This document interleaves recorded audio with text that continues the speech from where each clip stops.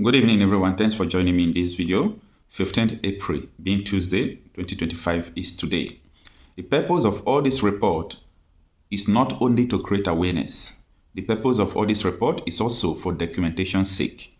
Because when we come out sometimes to give the number of people that have died in Nigeria, people are judged. So we continue to write it down every now and then. Sometimes we record 300, 200 just in 1 week. And I don't think that is all. That is the ones that we were able to record in the past weeks. Okay? So many things are going on in Nigeria. And above all this report being documented is part of the reason I continue to tell you and to justify that Nigeria is not sustainable. Anybody fighting for the soul of Nigeria knows that Nigeria is not sustainable, that Nigeria is not going to work. But they fail to tell you the truth, that Nigeria will never work. How can people be dying like flies, like where you put atomic bomb, everybody will die from the north to the south, east and west? The same thing is going on. Few persons being aided by the authorities, people in power to commit ethnic cleansing, kill people, take their land, take their money, and do whatever they want to do. Anyway, let's understand what happened in this video. It reads that breaking, terrorists kill former local government administrator. 3 others in Zamfara adopt several residents. Fulani terrorists, according to the report, kill former local government chairman and adopted several residents. Now, for the record, it reads that terrorists on Monday night launched a deadly attack on Morai, town in the Talata, Mafara local government area of Zamfara state, killing a former local government sole administrator, Saminu Morai, and 3 others. Several residents were also abducted during the invasion, Sahara reporters learned. The residents of the community who spoke with Sahara reporters confirmed the attack and described it as brutal and shocking. Out of the article, there is nothing shocking about the attacks we are having in Nigeria. There is nothing shocking. Now, I want to tell Nigerians what is going on right now. You know that there is an orchestrated ethnic cleansing in Nigeria. You know there is a plan of few people who think they can Islamize Nigeria, according to Kunde Ondawumi. You know that all these things have gotten to the people who are in power, and according to T.Y. Danjuma, that the military and police are colluding. Just like as of yesterday, they captured DSS officials who are bandits, who are helping the bandits to track kidnappers and so on. They bundled them in handcuffs to Abuja. I don't know the end of the story, how it's going to go. Now, nothing should shock you in Nigeria because the worst has not happened. In my previous videos, if you are following me, I told you that by July, that you will see the worst things that will start happening in Nigeria till 2026. Now, apart from all these things going on, the northern politicians, Okocha Pima, say, I am accusing them of intensifying these terrorist attacks to make sure they spoil Tinubu's region. You all know that I'm not partisan. I don't belong to any political party because I'm not interested, okay? But we have to say the truth. This is what is going on. And we have the information. Maybe they believe that what they did to Goodluck Jonathan, they can also do it to Tinubu. Anyway, Tinubu is a person that doesn't care. He told you he can't fight insecurity. So whether people die or not, he will be on his bed taking his tea. And that is the destiny Nigeria have found themselves. Nigeria is not sustainable and it must not continue like this. If not, everybody will die one after the other. Everybody. Unless the country will cease to give people peace. People are protecting their communities now with gun here and there. Kudos to them. But for how long? For how long will you continue to do that? These people are intensifying. I reported that about 5,000 people entered Nigeria from Zamfara, from northwest, the part of Chad Republic. They trooped into Nigeria. Everybody kept quiet. The medias know. The security agencies knows what I'm talking about. Because before I even get the information, it was even from security sources I got the information. So they know what is going on. They don't want to tell you. And where are they going? They will still head to the south. How many AK-47 do you have in your village to withstand if these people come with 100 AK-47 ones? I'm just asking for asking sake, okay? Now, let me continue with the article. It reads that bandits attack Morai town in Talata, Mafara local government area of Zamfara state, kill former Talata, Mafara local government sole administrator and 3 others. Many people were kidnapped, the source said. He added that the attack took place late Monday night, throwing the entire town into chaos.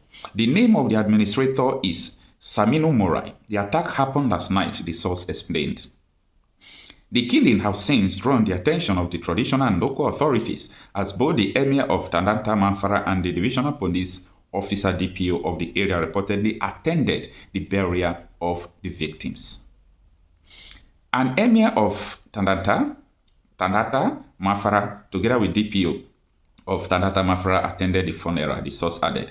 Sahara reporters learned that the victims were buried in accordance with Islamic rite shortly after the attack.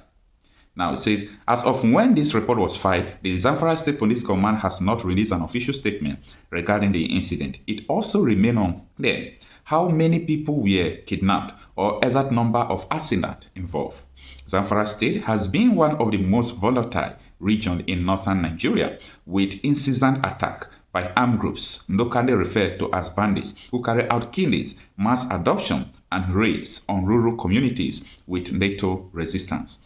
Monday's attack adds to the growing toll of casualties in a state where residents continue to live under fear and helpless as security forces struggle to contain the menace of terrorism. Nigeria is not sustainable, guys. Nigeria is not sustainable. Anyone who tells you that this country one day will get better is just deceiving you. Anybody who have the mindset to sponsor terrorists against their people, they have another agenda that is greater than you. They have something they respect more than you. That is their power, that is their religion, that is money. So human beings are not safe as far as this geographical entity called Nigeria is concerned. Human beings are not safe. You are not safe at all. So it is not a matter of, oh, we are talking about this and that. You are not safe. Either you are Hausa, you are TV, you are Igbo, you are from Edo, you are not safe as far as you are in this geographical area called Nigeria. People who they call your leaders, they value their religion more than your life, so they can kill because of their religion. They value their political position more than your life, so they can kill you because of their political position. And they value money more than you, so they don't mind betraying you and allowing ethnic cleansing just because of money. The most shocking things I have ever heard this week, last week, is the chief of army officer, okay, coming out to say that even though you deploy the whole military in the whole Nigeria to these places, the insecurity situations are happening, that they can't solve the problem. Why? He said it is political. There is an underlying issue. I thought by now people supposed to have started protesting. I thought by now revolution supposed to have started. Nigeria must be divided. Time will come, people will go and revisit the reason why Ojukwu signed Aburi Accord. People will go and ask questions, what was in the Aburi Accord? That was the solution to our modern day problem. If Gowon, who is now regretting, if Gowon had hacking to that Aburi Accord, the problem we're having today will never be. Gowon fucked up because of the pressure from the embassy, according to the book I read, is it from the embassies in Lagos. Which embassy are they talking about? Could be just London or Great Britain and other few countries who pressured him that once you sign this Aburi Accord, you have allowed these people to succeed with their wealth. They started doing everything they could do, both creating of rivers to make sure they separate rivers, then Delta State. They try to create geographical areas, politically motivated geographical areas, to make sure they weaken the Southeast. Everything happening today is what we know. So sometimes we just bring it for the record's sake, for you to understand what has been going on. I am Okocha Happy myself, talking reality out of issues. Let me know what you think on the comment section. Like I said, we know where these guys are. We know where they live. We know their parents. You know them as a government? Of course we do. They live with the same community we live. So why is it difficult to get them? That is the $1 million question that I should ask you. We are trying to understand, for those of us who are now conversant with Zamfara, have never been there, and we hear you as a chief security officer speak tonight to say you know these people, but yet you can't get them. It's a head scratcher. It is something that we are trying to all put our heads together. That is why, from what I can do as a governor, to have this CPG as a first line of defense. Of course, military are there, police are there, as well as civil defense, but they are not under my control. They are under the control of federal government. And they are